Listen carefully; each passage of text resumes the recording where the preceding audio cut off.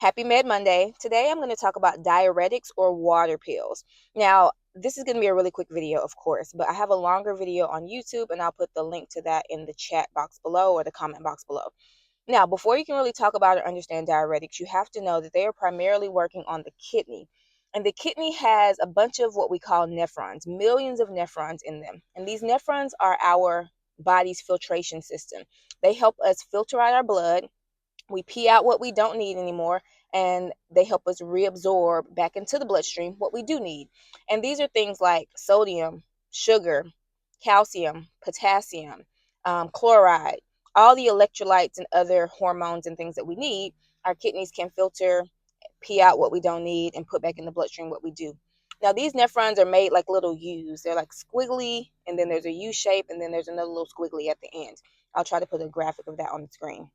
So, with that in mind, and knowing that we are filtering out things like electrolytes, let's talk about these three classes really quickly. And just know that these three classes aren't the only ones, but they are three of the main ones. And they are siblings. But like with any family, they do not act the same. So, we've got our thiazides. These are things like HCTZ and chlorthalidone.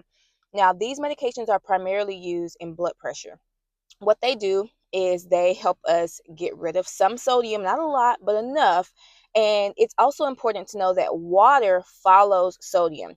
So if we are not allowing sodium to go back into the bloodstream and instead we are urinating or peeing out more sodium, then we're then going to get rid of more water.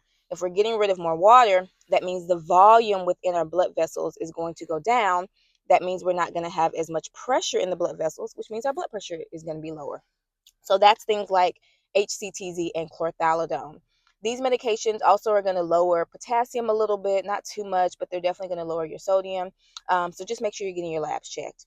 The next class of medications are the loop diuretics. These act on the loop part of that nephron, which is where a lot of the sodium and water filtration occurs. So they're going to block or prevent sodium or salt from being taken back into the bloodstream.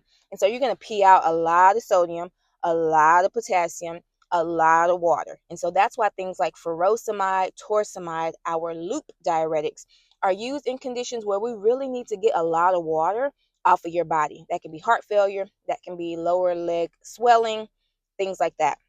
And then finally, we've got something called our potassium sparing diuretics or aldosterone antagonist.